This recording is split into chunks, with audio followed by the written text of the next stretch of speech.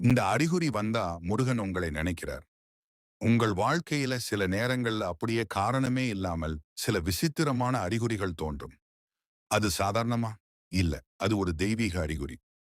நீங்கள் திடீரென்று மனசுல ஓம் சரவண பவா என்று சொல்ல வேண்டும் போல தோன்றுகிறதா? முருகன் படம் அல்லது வேல் எங்க பார்த்தாலும் கண்களுக்கு பட்டுக்கொண்டே இருக்கிறதா? எந்த காரணமும் இல்லாமல் உள்ளத்தில் ஒரு அமைதி மற்றும் தைரியம் வந்து சேருகிறதா? சுப்பிரமணியர் கோவிலுக்கு போக வேண்டும் என்ற ஆசை திடீரென்று அதிகமாகிறதா? இந்த எல்லாம் ஒரு சாதாரண விஷயம் இல்ல. இது முருகன் உங்களை நினைத்து உங்களுக்கு அருகில் இருப்பதற்கான சின்னங்கள். அவர் உங்களுக்கு சொல்லும் செய்தி, நீ பயப்பட வேண்டாம். நான் உன்னுடன் இருக்கிறேன். உன் பிரச்சனைகள் விரைவில் தீரும். இப்போது நீங்கள் செய்ய வேண்டியது, தினமும் 11 முறை ஓம் சரவண பவா ஜபம் செய்யுங்கள். ஒரு சிவப்பு மலர் வைத்து முருகனை நினைத்து பிரார்த்தனை செய்யுங்கள். உங்கள் மனதை நம்பிக்கையால் நிரப்புங்கள்.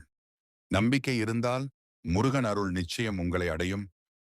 இந்த வீடியோ உங்களுக்கு வந்திருந்தால் அது ஒரு சின்னம். முருகன் உங்களை அழைக்கிறார். அவரை நம்பி முன்னேறுங்கள். வேல் வேல் முருகன். நீங்கள் கவனித்திருக்கிறீர்களா? இன்னும் சில நுணுக்கமான சின்னங்கள் உங்களுக்குள் நடக்கிறது.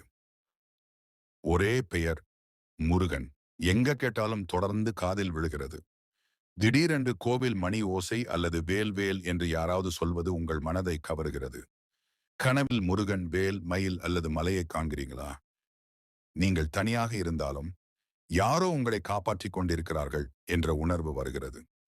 இந்த அனுபவங்கள் எல்லாம் உங்கள் வாழ்க்கையில் ஒரு பெரிய மாற்றம் வரப்போகிறது என்பதற்கான சின்னங்கள். முருகன் உங்களிடம் சொல்லும் ரகசியம், நான் உன்னை வழிநடத்திக் கொண்டிருக்கிறேன். சரியான நேரத்தில் உன் வாழ்க்கை மலரும். இப்போது நீங்கள் செய்ய வேண்டியது, ஒவ்வொரு செவ்வாய் மற்றும் வெள்ளிக்கிழமையும் முருகனை நினைத்து தீபம் ஏற்றுங்கள். ஒரு நிமிடம் கண்களை மூடி சரவண பவா என்று மனதளவில் சொல்லுங்கள்.